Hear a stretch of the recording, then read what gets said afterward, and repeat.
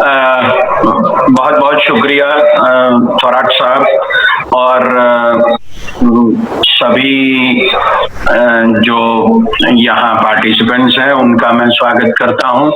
बहुत बहुत आभार कि मुझे इस वेबिनार में अपने विचार रखने के लिए निमंत्रित किया गया। सबसे पहले मैं उच्च शिक्षा के बारे में जो कुछ भी इसमें कहा गया है उसके बारे में थोड़ी सी बातें आप सबके सामने रखूंगा। उसमें सबसे पहली बात ये कही गई है कि all of the colleges and universities will be made interdisciplinary in approach or many clusters will be created for interdisciplinary colleges and universities in which not less than 3,000 students will be there. अब मुझे लगता है कि ये बातें बहुत अच्छी लगती है दिखाई देने में, लेकिन जो ग्राउंड रियलिटी है वो ग्राउंड रियलिटी ये है कि बहुत सारी कॉलेजेस रूरल एरियाज में ऐसी है कि जहाँ 3,000 तो क्या 1,000 स्टूडेंट्स भी काम नहीं कर रहे हैं, वहां नहीं पढ़ रहे हैं। इसका मतलब ये होगा कि आप इन कॉलेजेस को क्या बंद कर दोगे, या उन्होंने ये कहा है नीति में कि इसके क्लस्टर्स बनाए जाएंगे और इंटरडिसिप्लिनरी अप्रोच से उन्हें पढ़ाया जाएगा। मुझे लगता है कि ये बहुत बड़ी मुसीबत खड़ी कर सकती है, दिक्कत खड़ी कर सकती है, क्योंकि ये सारी कॉलेजेस जो हैं गांव में मोटे तौर पर पब्लिक चैरिटेबल ट्रस्ट जो है लोगों ने खुद बनाए हैं, उन्होंने ये शुरू की है। दूसरी बात इन्होंने ये कही है नीति में कि कॉलेजेस और यूनिवर्सिटियों के 3 पार्ट हो जाएंगे। एक है रिसर्च यूनिवर्सिटी होगी, दूसरी है वो टीचिंग यूनिवर्सिटी होगी, और जो चौथी है वो कॉलेजेस होंगी। अब मुझे ये लगता है, और उन्होंने ये भी कहा है कि 15 सालों में सभी कॉलेजेस को ऑटोनॉमस बनाया जाएगा। ये अच्छी बात है कि वो एकेडमिकली और एडमिनिस्ट्रेटिवली ऑटोनॉमस बने, लेकिन बाद में एक जगह ये भी कहा गया है कि फाइनेंशियली भी ऑटोनॉमस बनेगी। इसका मतलब क्या होगा? इसका मतलब तो ये हो सकता है कि जो self financed colleges and universities हैं उसको आप जो जहां है वहां रहने देंगे, नंबर 1, और दूसरी जो ग्रांटेड एंड एफिलिएटेड कॉलेजेस हैं जो ग्रांटेड यूनिवर्सिटी से है उनको भी आप फाइनेंशियली ऑटोनॉमिस बनाना चाहते हैं। इसका मतलब ये हो जाएगा कि जो स्वनिर्भर सेल्फ फाइनेंसिंग इंस्टीट्यूशंस है उसे ही शायद आप आत्मनिर्भर मान रहे हैं। एक और बात इसमें कही गई है और वो मुझे लगती है कि बहुत मुसीबत वाली है। उन्होंने ये कहा है कि 2018 में gross enrolment ratio including vocational education is 26.3% in higher education, which is to be made 50% in the year 2035. अब इसका मतलब ये हो गया कि जो हाल अभी इंस्टीट्यूशंस हैं उसको एक्सपांड किया जाएगा या तो नई इंस्टीट्यूशंस खड़ी की जाएगी। ये बहुत मुसीबत वाली बात इसलिए है कि पूरी नीति में कहीं भी एजुकेशन के एक्सपेंडिचर, पब्लिक एक्सपेंडिचर के बारे में कोई कमिटमेंट नहीं किया गया है।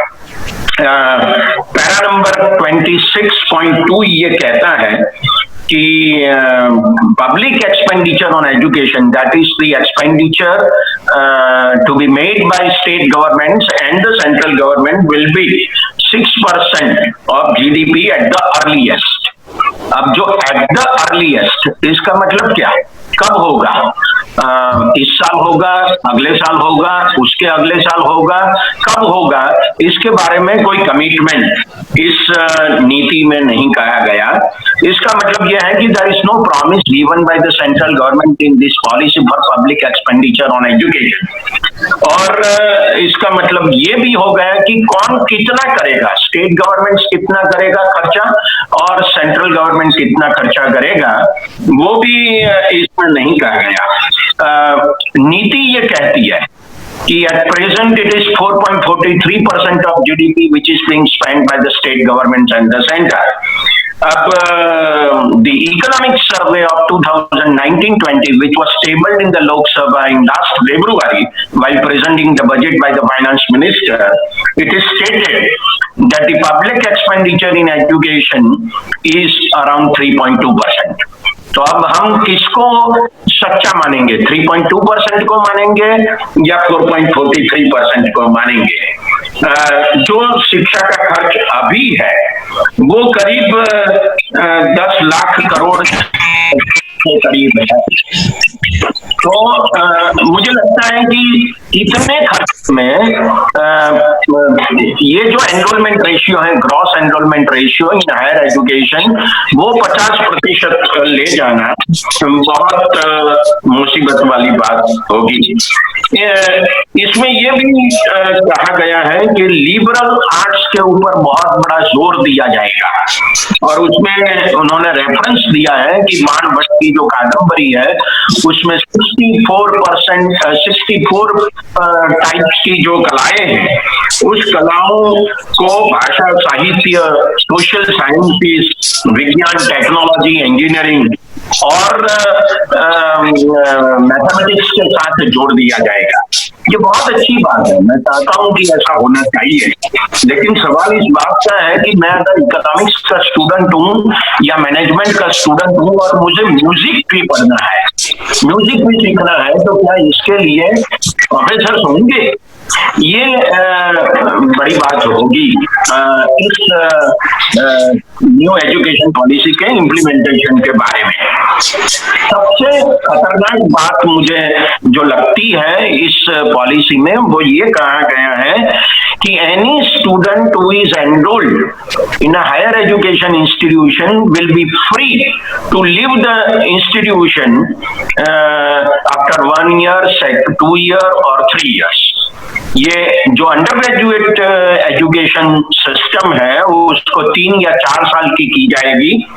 जो पहले साल पे चला जाएगा स्टूडेंट उसे सर्टिफिकेट देंगे, दूसरे साल पे चला जाएगा उसे डिप्लोमा देंगे, 3 साल के बाद चला जाएगा उसे डिग्री देंगे।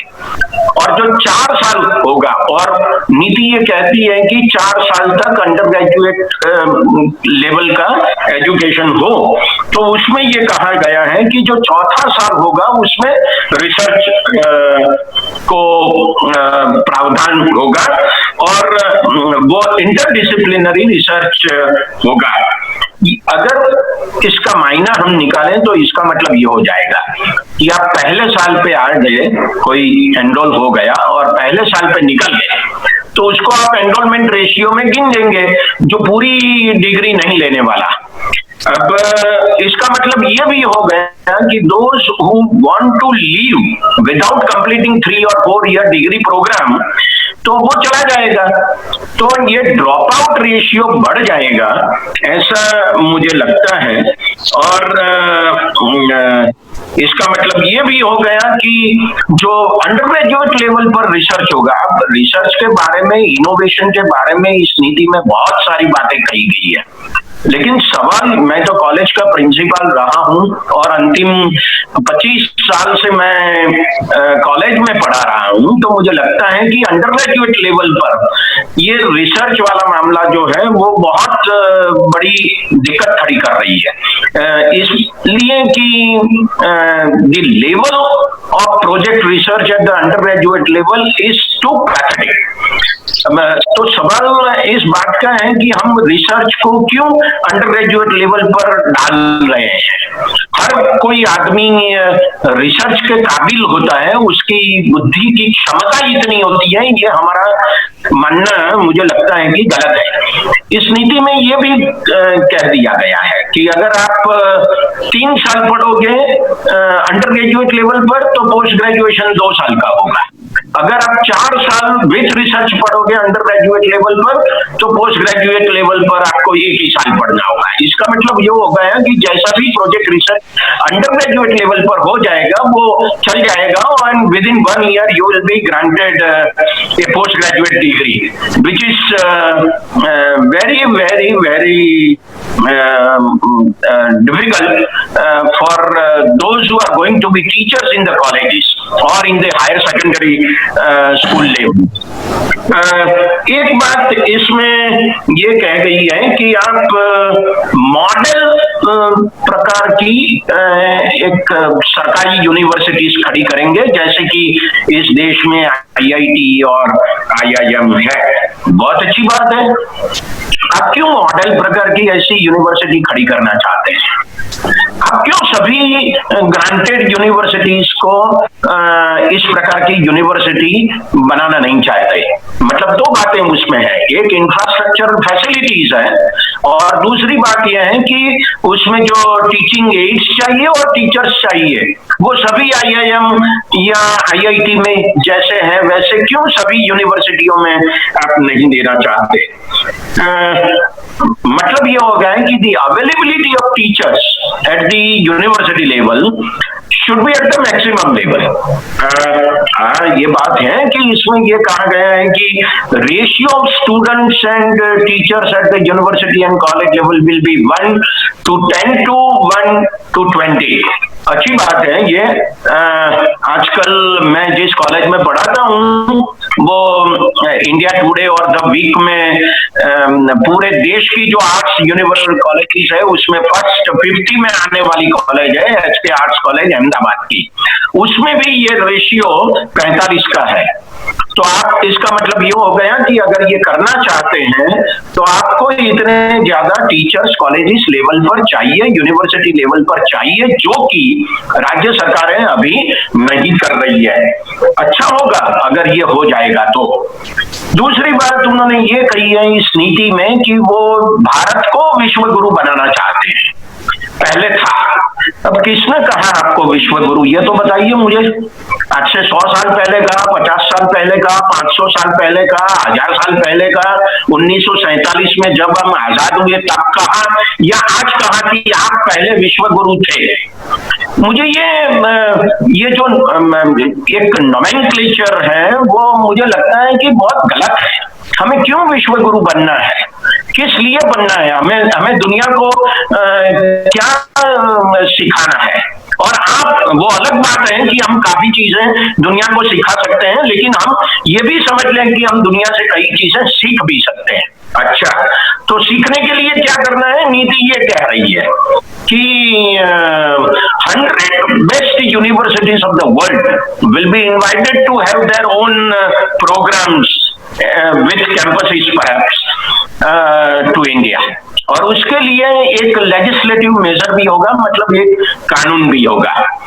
अब हम सब जानते हैं, थोड़ा सा बात तो बहुत अच्छी तरह देश में और विदेशों में घूमे हैं और आप जानते भी हैं, सब लोग जानते हैं कि भारत की आईआईटी और आईआईएम से पढ़े हुए विद्यार्थी दुनिया की कंपनियां चलाते हैं, यूरोप और अमेरिकी की कंपनियां चलाते हैं। तो मैं ये समझता हूं कि दुनिया की यूनिवर्सिटियों को यहां बुलाने की क्या आवश्यकता है। और उसमें यह भी कहा गया है कि जो यूनिवर्सिटियां यहाँ आएगी वो एक प्रकार से कंपनी की तरह ही आएगी। तो ये मुझे लगता है कि that will lead to privatisation of higher education with at a maximum level. एक और बात इसमें ये कही गई है कि जो हायर एजुकेशन इंस्टीट्यूशंस है उसमें पीपीपी मॉडल लाया जाएगा। अब ये PPP model, that is public private partnership model, इसमें ये प्राइवेट वाला जो शब्द है उसको निकाल के लिखा गया है फिलैंथ्रोपिक, मतलब पब्लिक फिलैंथ्रोपिक पार्टनरशिप मॉडल। अब जितनी भी जो पब्लिक चैरिटेबल ट्रस्ट की कॉलेजेस हैं इस देश में, वो ये पीपीपी मॉडल ही है। इसमें किया क्या गया, राज्य सरकारों ने या यूजीसी ने, मतलब सेंट्रल गवर्नमेंट ने उनको अनुदान दिया, प्रोफेसरों की पगार दी, तनख्वाह दी, और साथ साथ उसमें इंफ्रास्ट्रक्चर के लिए भी काफी पैसा दिया।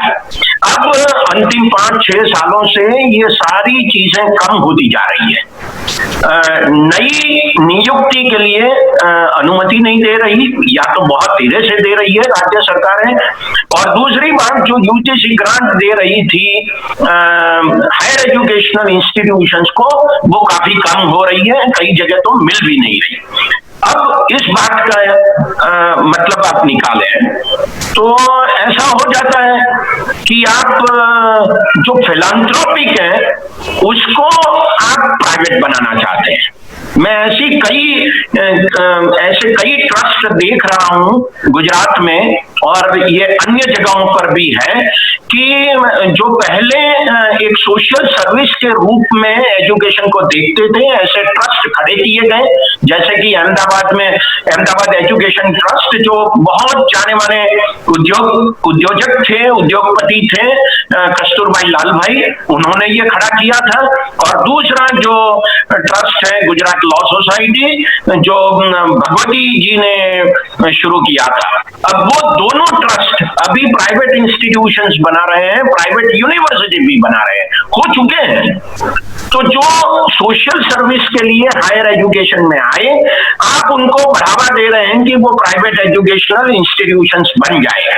और उसमें एक और बात इस नीति में लिखी गई है, और वो ये लिखी गई है कि दिस पीपीपी मॉडल से जो भी इंस्टीट्यूशंस चल रही है या एस्टैब्लिश होगी, उसे नॉन प्रॉफिट कंपनी कहा जाएगा, उस तरीके से उसको ट्रीट किया जाएगा अंडर कंपनीज एक्ट सेक्शन 8। अब इसको कंपनी कहना, ये ही मुझे लगता है कि एक प्राइवेटाइजेशन की ओर जाने वाला मामला है। इस नीति में पैरा नंबर 18-12 का जो टाइटल है, उसमें यह कहा गया है कि curbing commercialisation of higher education, और उसमें यह कहा गया है कि हम इसके ऊपर कम्बैट करेंगे, मतलब हमला करेंगे प्राइवेटाइजेशन के ऊपर या कमर्शियलाइजेशन के ऊपर, और उसको स्टॉप करेंगे। दो बातें हैं, कम्बैट एंड स्टॉप। अब कम्बैट का मतलब क्या करेंगे आप, जो भी अभी प्राइवेट यूनिवर्सिटीज हैं, प्राइवेट कॉलेजेस हैं, उसके लिए आप क्या करेंगे, कम्बैट कैसे करेंगे? There is no road map. दूसरी बात, स्टॉप का मतलब ये होता है कि आप अब किसी भी प्राइवेट कॉलेज या प्राइवेट यूनिवर्सिटी को अनुमति नहीं देंगे। क्या आप ऐसा करने वाले हैं? करने वाले हैं तो आप लिखिए अपनी नीति में कि वो होगा, लेकिन उन्होंने ये नहीं लिखा। और फिर ये कह दिया है उसी में पैरा नंबर 18.13 कि इसमें यह कहा गया है कि private charitable efforts will be promoted by Higher Education Commission of India। तो इस एक बार आप ये कह रहे हैं कि you are going to cut commercialisation, you are going to combat and stop commercialisation of higher education, और दूसरी जगह दूसरे ही पैराग्राफ में आप ये कह रहे हैं कि दे विल बी प्रमोटेड। तो और उसके लिए एक नेशनल गाइडलाइन बनाने वाले हैं। तो इसका मतलब ये हो गया कि आप सच में इसमें कुछ नहीं करने वाले, जिसकी वजह से प्राइवेटाइजेशन बढ़ेगा, कमर्शियलाइजेशन बढ़ेगा, ऐसा मुझे लगता है। ये जो नीति है वो सच में नई नीति नहीं है, क्योंकि 2019 में भी एक नीति की गई, अनाउंस की गई थी, उसका एक रिवाइज्ड वर्जन है। और उसके पहले जो करीब 500 पेज का जो ड्राफ्ट आया था, उसके ऊपर भी काफी चर्चा हुई थी। एक और बात मैं इसमें जोड़ना चाहता हूं, और वो ये है कि जो 2019 की नीति है उसमें यह लिखा गया था कि at least 10% of the budget is being spent as public expenditure in education by the state governments and the center at present, and within 10 years it will be led to 20% of total budget expenditure. अब ये बात इस नई नीति में 2020 की नई नीति में नहीं लिखी गई। इसका मतलब ये हो गया कि आप कमिटमेंट नहीं कर रहे हैं कि कितना खर्चा होगा। आज जो खर्चा हो रहा है, you go by the budget of 2020-21, which is of 30.42 lakh crores, and the expenditure outlay, including the skill development outlay of 3,000 crores of rupees, is just 1.02 lakh crores of rupees, which is around 3.36% of the total budget. तो मुझे लगता है कि इसको अगर ज्यादा कम करना पड़ेगा तो हायर एजुकेशन के लिए या पूरे एजुकेशन के लिए ज्यादा खर्चा करने की आवश्यकता है। अंतिम मुद्दा मैं कहना चाहूंगा कि कोठारी कमीशन ने 1968 में ये कहा था कि जीडीपी का 6% खर्चा पब्लिक एक्सपेंडिचर होना चाहिए शिक्षा के प्रति। अब इतने साल हो चुके हैं, करीब 50 साल से ज्यादा, और 6% हुआ नहीं है। अब आप कह रहे हैं कि 6% होगा।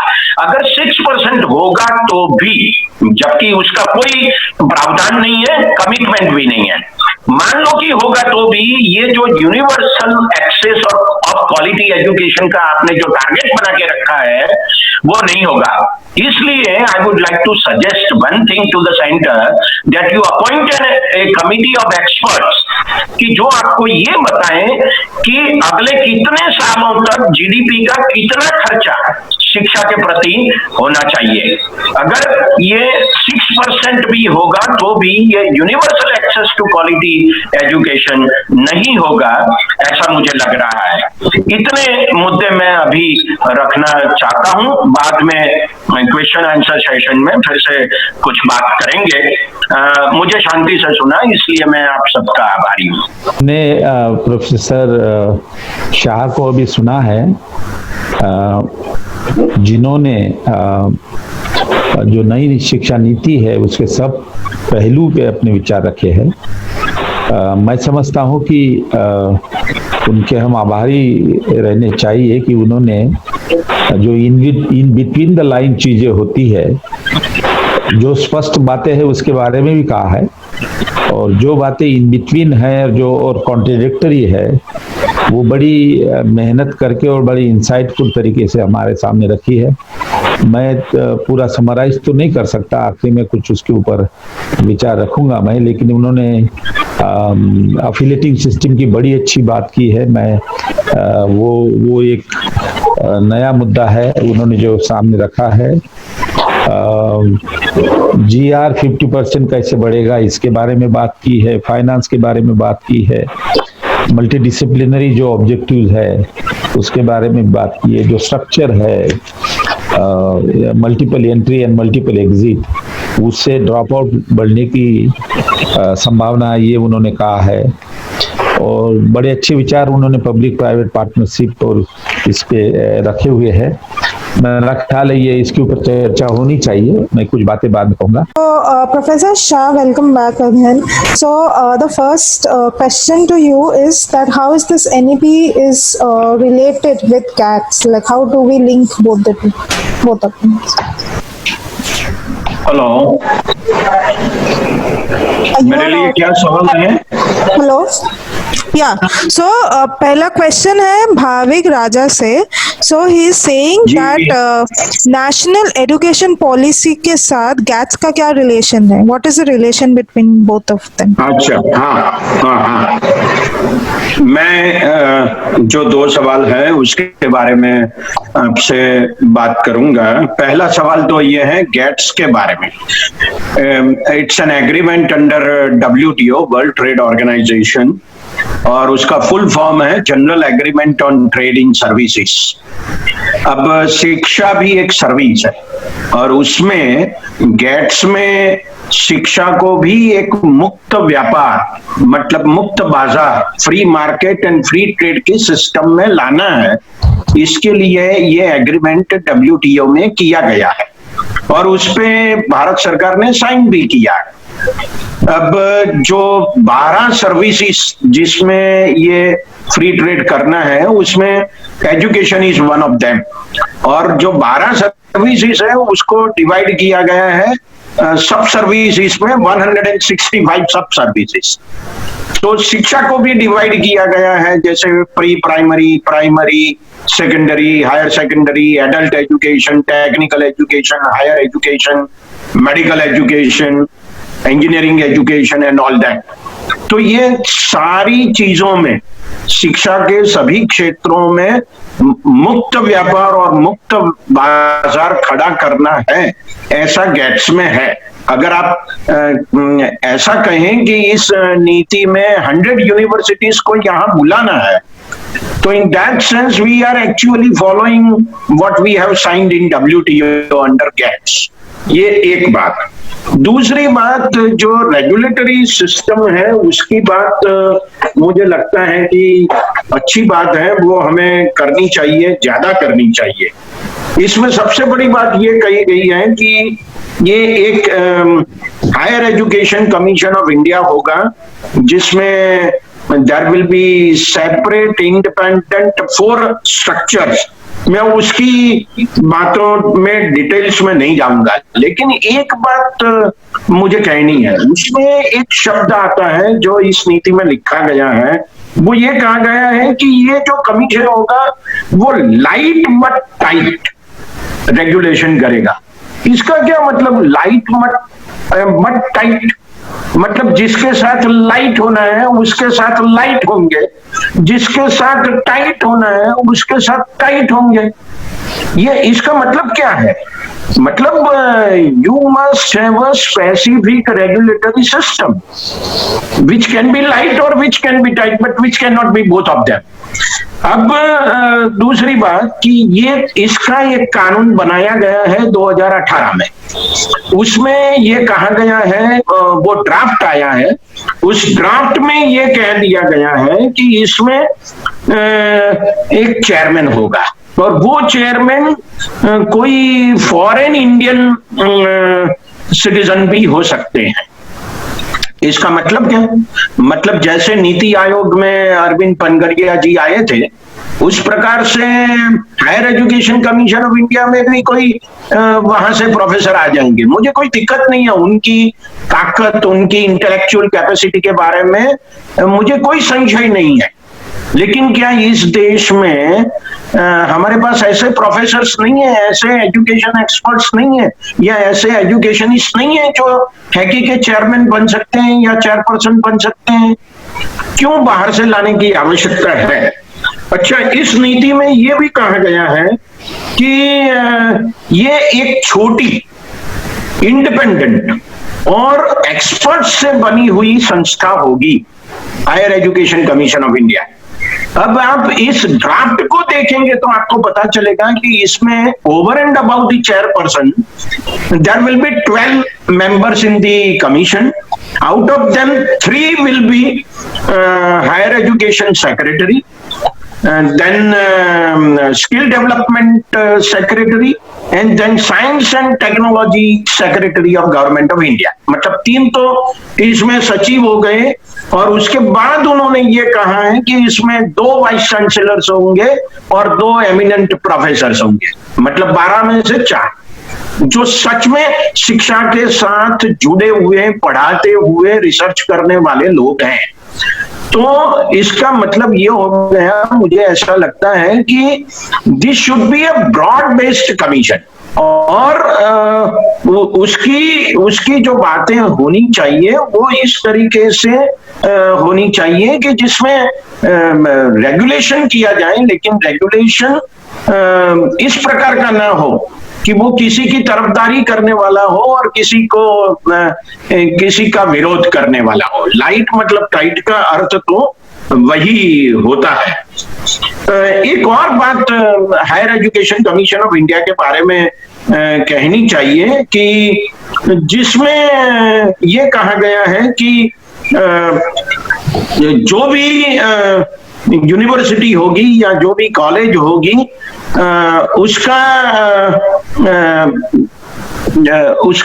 उसका मॉनिटरिंग वो करेंगे, रेगुलेशन करेंगे और उसका एनुअल रिपोर्ट हमेशा संसद में पेश किया जाएगा। बहुत अच्छी बात है। यूजीसी के रिपोर्ट के ऊपर, एनुअल रिपोर्ट्स के ऊपर इस देश की संसद ने कब चर्चा किया मुझे नहीं मालूम। थोराट साहब यहाँ बैठे हैं, मैं जानना चाहूंगा कि यूजीसी के रिपोर्ट के बारे में कब चर्चा किया। मैं इसलिए ये कहना चाहता हूं कि आप इसको जब रेगुलेशन की बात कर रहे हैं तो आपको इसको डिसेंट्रलाइज करना चाहिए। इसके सारे रिपोर्ट्स की चर्चा सारी यूनिवर्सिटियों में हो जाए और उसके ऊपर कोई ना कोई सुझाव आए और तब जाके उसमें कुछ सुधार हो, इस प्रकार की चर्चा करनी चाहिए। और अंतिम बात में ये कहना चाहूंगा कि education is also a state subject. It is in the concurrent list of the Schedule 7 of the Constitution. तो राज्य सरकारों की जो ऑटोनॉमी है वो ऑटोनॉमी इसमें काफी कम हो रही है। मैं इसमें डिटेल में नहीं जा रहा हूं अभी क्योंकि ये वक्त नहीं है इसका, लेकिन आप higher education commission of India का जो ड्राफ्ट एक्ट 2018 में संसद में रखा गया है उसको आप देखेंगे तो पता चलेगा कि उसके सेक्शन 24 और 25 में ये कहा गया है कि जो ह्यूमन रिसोर्स डेवलपमेंट मिनिस्टर होंगे वो उसकी एडवाइजरी कमेटी के चेयरपर्सन होंगे। और ये भी कहा गया है कि ये जो एडवाइजरी कमीशन होगा वो कमिटी हैकी की जो रिकमेंडेशन होगी उसके ऊपर उसका अमल करेगी।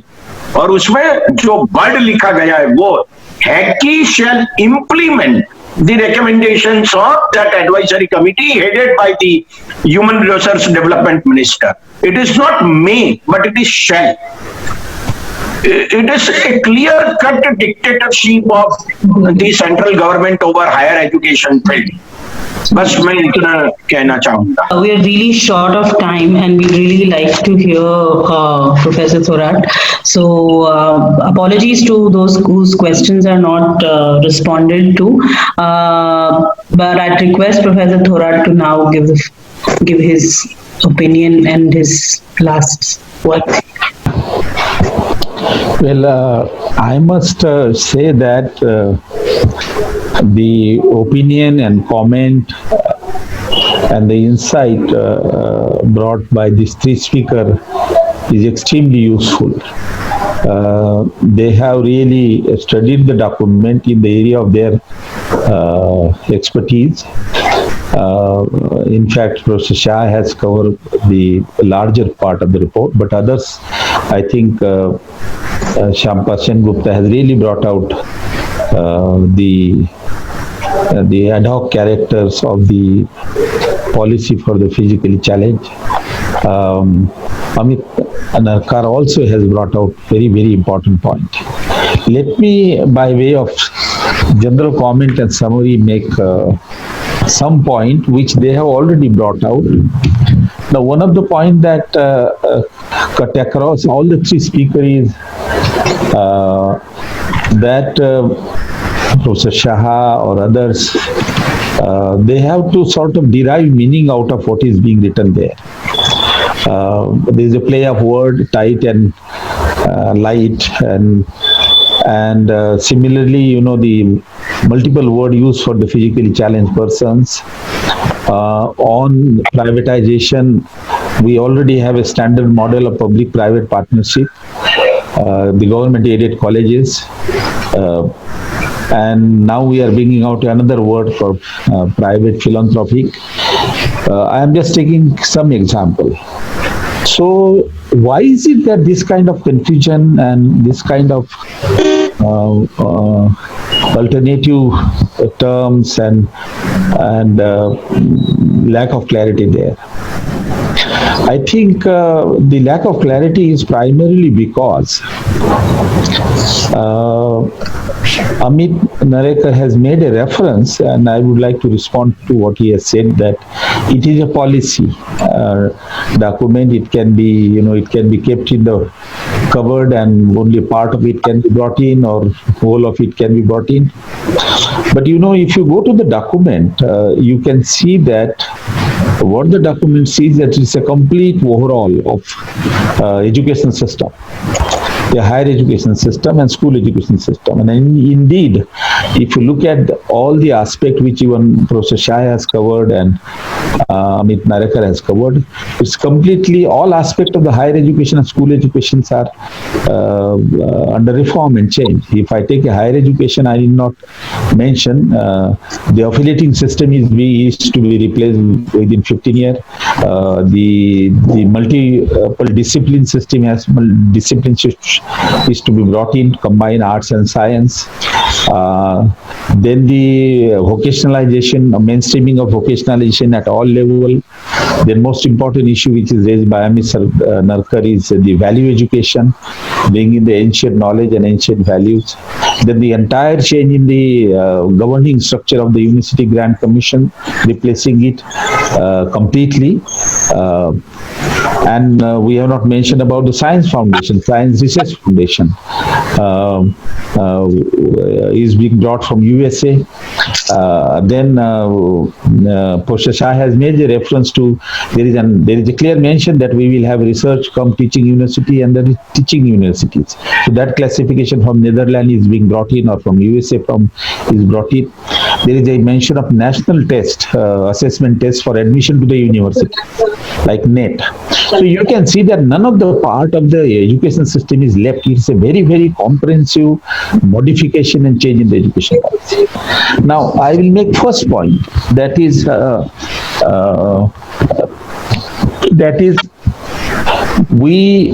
first policy was 1968. We set up a commission as soon as we got independence in 1948, Radhakrishna Commission, very comprehensive commission, and UGC was set up on the recommendation of the Radhakrishna Commission. Between 1948 to 1968, Radhakrishna Commission was the basis for the policy formulation. Huge, complete insight was developed into higher education system. Then it was realized later on, after 17 years, that Radhakrishna Commission deals with higher education. We have much less about secondary and school education. We had one commission in 52-53, but we decided to have a Kothari Commission, which will take the entire review of higher and school system. And it is on the basis of the Kothari Commission that we brought changes, 10 plus 2 plus 3 and many other changes, 3 language formula, we brought many other things. And our first policy was made in 1968 by Indira Gandhi. And then using the Kothari Commission report, we brought a final policy, that is 1986 policy by Rajiv Gandhi. And they spent about 4 years and brought a program of action, because it was said that only having a policy is not enough, there should be a program of action. So 1992 program of action. So 1986 and program of actions are the two last policy and action program approved by the parliament, which are in operation now. Now this policy has changed that. Now there is one important lesson, very briefly I will put in, that 86 policy or 68 policy and action program has been based on a detailed study of our higher education system. Even university-wide chapters are there. Let me give you some feeling. You will get a feeling of how Kothari Commission was in greater detail. There were 17 members, 7 of them were from outside, UK, USA and France. Then there were about 21 subcommittees, in which about 210 experts were involved. Even there was a subcommittee for the hostel, forget about language and other things. Then there were experts, about 9,000 experts were consulted. And then there were written 2004 statement, memorandum given to the Kothari Commission. And then Kothari Commission was brought out in 2 volumes. by studying the entire system, studying the weaknesses and studying the strength, and building the system one step ahead. Now I want to ask you, where is the study of the higher education system on which this policy report is based, policy is based, which is a comprehensive modification of higher education, school education? There is no study whatsoever. We know that Subramaniam was a cabinet secretary. He was not academician. He chaired the first committee. He sat in NUPA, National University of Education and Planning, collected some material around, got some feedback, and that is the basis of the policy. When they discovered that there was no academician associated with it, they formed a committee under the Kasturi Ranjan chairmanship, so that he is a big scientist, so it will carry a value. What was the material before the Kasturi Ranjan committee? Kasturi Ranjan committee had very little information. That 18 report or 19 report was there. And he confessed in the report that, he had to follow a policy, out-of-box policy. And what is out-of-box policy? Because there was nothing in the box. They did not know how our educational system is there. So let me make one important point, and please recognize this. The policy 86 policy 99 program may be 36-year-old and you are changing the policy. But the study of the higher education system was done last in 1964-65. For last 54 years, we do not know what is happening in higher education system. We have not studied. There has been a privatization of higher education. As Amit Narkar has already stated, we have 40% state private university, which we never imagined. We have 65% of self-financing colleges. We have several things, modification and suggestion have came. Do we know about this sector? We do not know anything. And that is why, what is the base of the committee? The base of the committee is little literature around. They have taken that, and then reading of the American system. Because Princeton University professor was on the one of the member of the committee. So you just pick up the American model of large multiple subject university. They have a city university, we don't have. We have a tradition of affiliating system. Then you pick up the National Science Foundation as it is. You do not change the name and bring it here. Then you take research and university, research and teaching university. You bring a national assessment test, which USA has, simply because you have not studied our system. So the basis of this committee is the little material that they have, because they could not study the system, and this self-righteousness. Kasturi Ranjan mentioned in the report, in the introduction, that when I listened to the imagination and ideas of these people, I thought we have something in offering. He has no material available with him on the basis of the study. You have to go to Radhakrishna report and Kothari Commission report. There is a university-wide chapter. Nagpur University, Bombay University, Calcutta University. So the reason is, I think there is a diagnosis of the disease, there is a treatment of the disease without a diagnosis. And that is why Madam Shampa, Sengupta, what she is saying, that I am confused. And we don't get anything. The reason is, imagination is brought. Whatever good practices are there in USA and elsewhere, those practices have been brought. And some material around us, that affiliating system and other thing. That is the foundation of this report. This report, which supposed to change the 36-year policy, has not done the higher education system, which remain without study for last 54 years. So you are basing its information on elementary information. Even Ministry of MHRD did not have a data. It is only 5 to 6 years before they introduced the system of online data. And that is limited data. Where is the data? I do not see in the report even the national sample survey data being used. So I think the factual and evidence foundation of this report is extremely weak. We are the recommendation are made by remaining in a very large zone of ignorance. Therefore, I am very, very concerned, and that the things are being imposed, and that is why things will emerge, because you are suggesting not studying the system, and therefore there will be a problem. You might have seen the clarification given by the Principal Secretary of Higher Education on school education. Simply because he had to give clarification because people began to ask about this language business, that what will happen before 5th and 6th standard about the medium of instruction. So they have to give some clarification. So this is the first point that I want to make, is that this policy is not based on the extensive study of the system. It is based on assumption, it is based on self-wisdom, and it is based on borrowing and imitating the American model. I can give 3-4 examples of American model. That's the first point I want to say. I would not like to go into greater detail because 3 of the speakers have very competently brought it up. I think Professor Shah has expressed his concern about the affiliating system. We have a tradition of affiliating system. Why should we bring this unitary system from the USA? We should improve our affiliating system. We have improved. There was a burden of affiliating colleges on the state universities, so we have created many more universities. Andhra Pradesh has university in each district. So this, because they have not studied affiliating system and its advantage and disadvantage, completely borrow the unitary system of USA, Princeton University, you know, they have a tradition of this city university. 50,000 students will stay, undergraduate, postgraduate. But we have another system because we began like that. We began with a college. First college was Presidency College in Calcutta.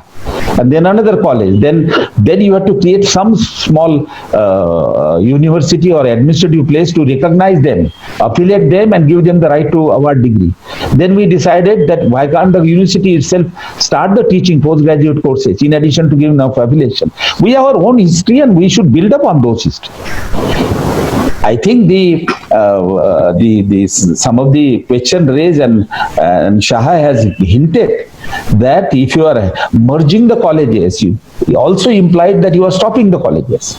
Now, when our enrollment ratio is only 25 to 30%, we need colleges in small town and large villages where the poor student can go and take education.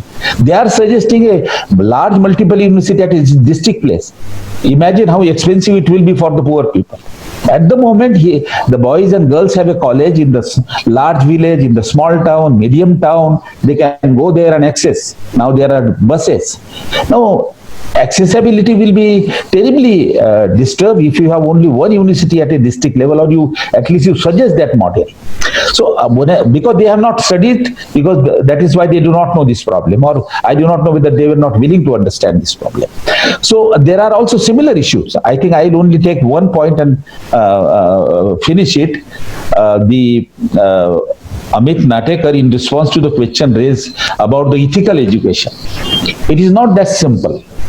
I think the cat is out of the box. Although they have changed the language, but the purpose of the value education, the foundation is to be the ancient culture, and that ancient culture is based on Brahmanism and not even Hinduism.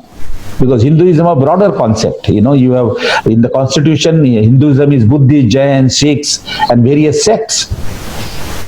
But I think the attempt is to draw the values and the principle from the Brahmanical thinking. Now let me read out, because Narkar has, I think, missed out one or two things. Nishkam karma. This is Gita's theory of karma siddhanta. That this will be taught.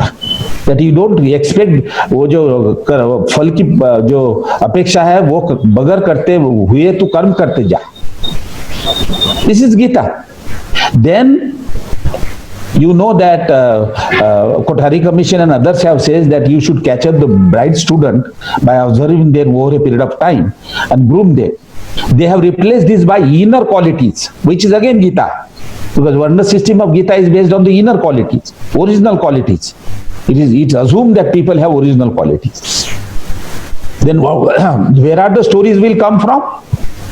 But before I go to the story, writer's behavior, I will suggest Narkar to see it. Writers conduct in bracket dharma. What is dharma? Which dharma? It is Hindu dharma, it is Brahminical dharma, it is Buddhism, it is Jainism or Sikhism. What dharma we are talking about? That is why I say cat is out of the box. They could not resist mentioning dharma.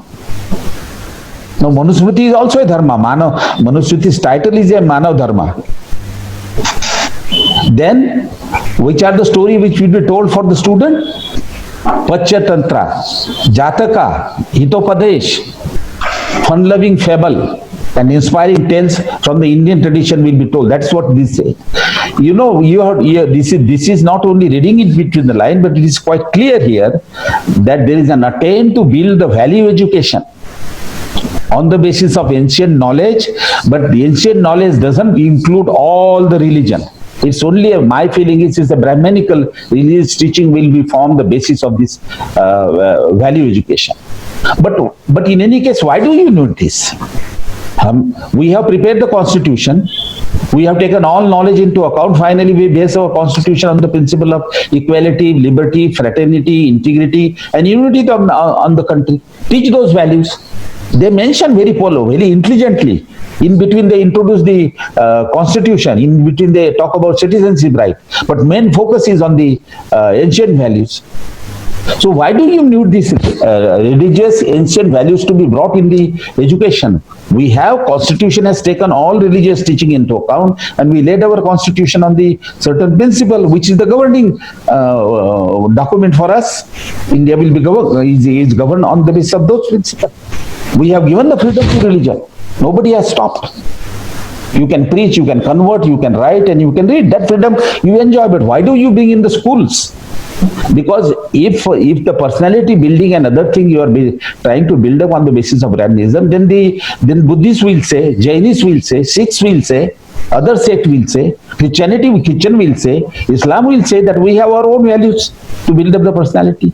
I think this is very important, and let me summarize by saying that Professor Shah and others, if you look at the goals of this committee, goal for 50% of GRA and many other things is 2030, 2040. It may happen, it may not happen. But for change of syllabus at the school and the college level, the limit is 2021 and 2022. That is the immediate target. So there are many aspects of it. I do not want to go on privatization, and this is the indirectly I am saying that how education is being making a non-secular, but privatization is all the same story.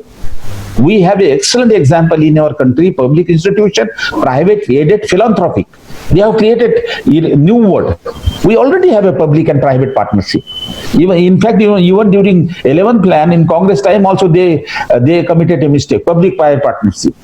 We will build up public-private partnership. We already have a public-private partnership, government-aided philanthropic. But now we introduce self-financing. And as it has been rightly pointed out by Narkar, the percentage of the student going to the self-financing institute in the school and the colleges is amazingly increased. There is a decline in government, there is a stagnation in private aided, but there is a whooping increase in the self-financing institute. And here there is a clear indication of privatization. This Professor Shah and others have clearly mentioned that, Company Act, Non-Profit Institution Company Act. What is the provision? Provision is that they are allowed to earn the surplus. At today, they are allowed to earn the surplus, but the surplus has to be spent within the institute. And what is surplus is nothing but in indirect way, in a back door, it is a profit. So there is, although there is a separate para on inclusion and all that long list of this suggestion, but in reality, I think we are heading toward privatization. Well, there are several issues, inclusion issue, the physically challenged issue, Madam has brought out very quite clearly, but there are other issues. I don't have a time to discuss with you about this national test and the other thing. My feeling is this report requires a review. My suggestion would be, if you ask me honestly, people may not like it, that this report should be kept in abeyance. This government, they have an opportunity to set up a committee to study the higher education and school education system, which has not been studied for the last 44 years. Based on that study, then make a policy. Otherwise, it will, on several issues, it will backfire, because education varies very significantly from state to state. So the policy, if this present government want to make a policy and make an initiative, that is good. But it has to study the higher education system. It should spend 1.5 years, formulate a strong committee. In fact, when my term was over, the Ministry of HRD had set up a committee under the chairmanship of one of the science professor to study the whole system and then develop a policy. The education plan was called, the 11th plan was called education plan when I was the chairman. The budget increased from 4,000 to 47,000 crore. That was also based on the 8th study which I had started. That 8th study formed the base for Dr. Manmohan Singh to develop an education policy, to charge 2% surcharge, and then expand the education, 30 central universities, and several other things.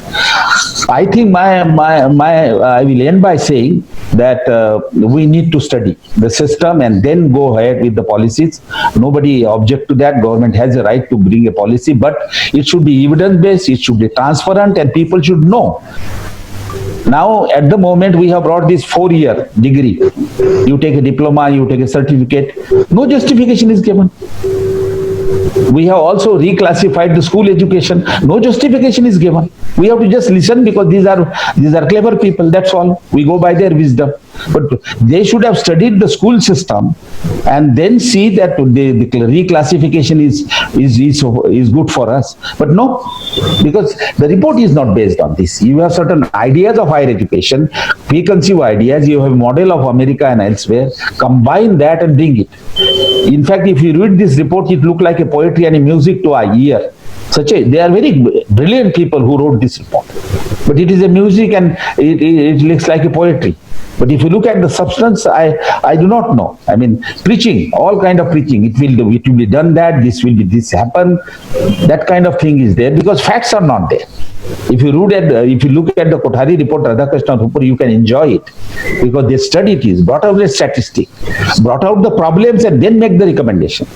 In the Radha Commission report, recommendation method is that a chapter is there, problem identified, recommendations are made, chapter wise, based on evidence. So these are some of my comments. I'm sorry, I don't know whether I have taken your more time or not. Thank you. Thank you so much, sir. Thank you to all the participants and the panel. Hemant, would you just like to quickly thank everybody? Yes. अब अंत आ गया है.